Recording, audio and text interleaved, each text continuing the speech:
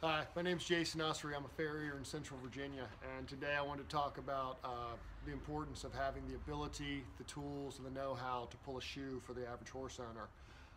It's my belief that if you have a horse in shoes, that you really should be able to pull a shoe in an emergency. You know, be it a Sunday, a holiday, you're on a trail ride, 6 miles into the woods, you can't get in a hold of your farrier immediately, the vet's not available immediately.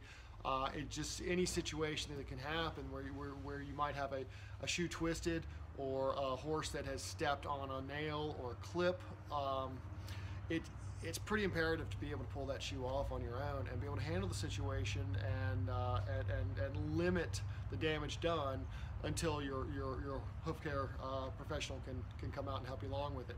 So today I kind of wanted to show you how I pull a shoe a couple different ways, show you the tools, maybe go over some things that might make it easier for you.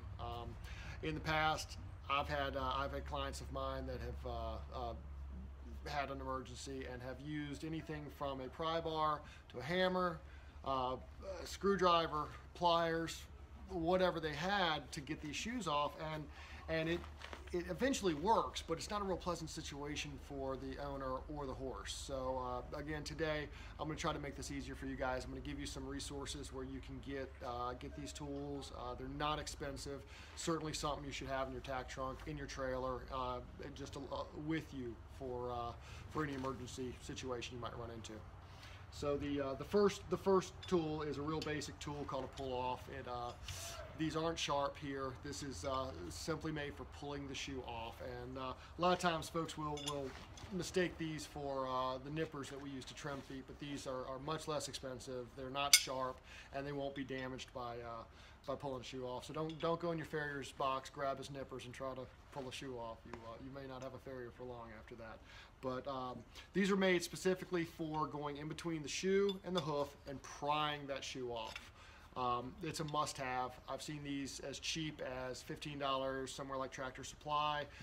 Farrier supply stores, you can get a whole different variety of quality of tools, but I think these can go up to $150 or more if you wanted a really professional set. I don't think you need that though. The second set here is these are called crease nail pullers, and they're exactly that.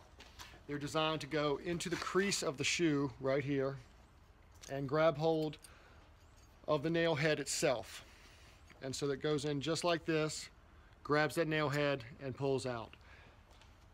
The benefit of that is that there's no prying on the foot. A lot of horses don't like their joints to be pulled and pried on, and it can create discomfort, especially in some older horses that might have some arthritis. This allows you to remove the nails one by one, and in my opinion, it's a must-have tool. I use this every day to pull shoes off. It is by far, in my opinion, the best way to get a shoe off. I think your toolbox should have both. These run a little bit more expensive. I think 60 bucks, give or take, all the way up to 110. These are more of a professional quality, and I think these cost me $110. The benefits of these, another benefit of these is if you have a horse that has shifted a shoe and is stepping on a nail or stepping on a clip or has discomfort, the prying action of the pull-offs will actually create discomfort. So you can take this, get each nail out, and the last thing you do is pop that shoe off, and the horse is not going to like that, but he's going to like it a lot more if you only do it once than whether you're trying to pry it off and wiggling it back and forth. So I'm going to give you guys some resources on where to find these tools. Again, these are the pull-offs, these are the crease nail pullers. I think your tack trunk, your trailer should have both of them, and you should know how to use them, and we'll get to that in just a minute. The first thing I'm going to do is pick the foot out, inspect it, make sure everything looks as though it should look.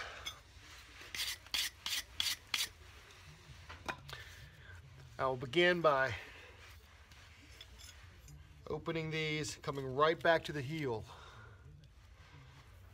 I hold the foot on the toe and support it. If I pull like that, it's going to apply pressure. It's going to be uncomfortable. So I hold the foot by the toe and pull back with my inside hand and push down with the pullers. You notice that is pop this nail up. I'll come in with these and I will pull the nail out of the foot like that. I'll then come to the other side, under the heel, pulling up with my opposite hand and pushing. That pulls up this nail. I pull that nail out. I move up a little bit further on the shoe. Same thing. Pulling back with the opposite hand, pushing forward with the nipper hand. I can tap that shoe back down and I've got just enough to grab and take that nail out.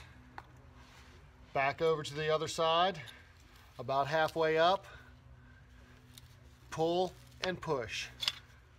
Knock that down and that nail comes out as well. The final nail on the inside, on the outside, I come right underneath the nail and I move right across. I just push across and this shoe comes right off. It's creased. These are just your pullers. That's the most basic way to pull this shoe off.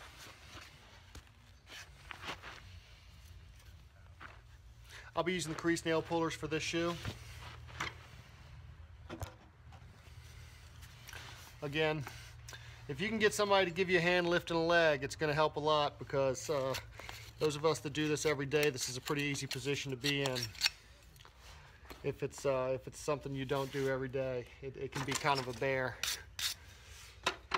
With this, I'll take the crease nail pullers, I'll find my nail, I'll come in on either side of it, and I'll wiggle it while squeezing until I get it locked in.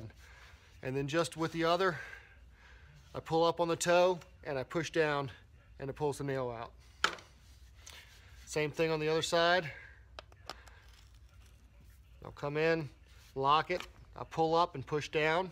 Same time, nail comes right out.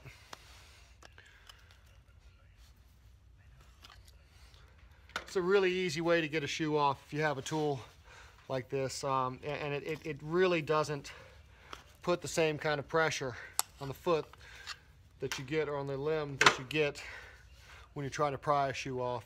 Once you've gotten all the nails out, the shoe might need a little tap. Comes right off like that.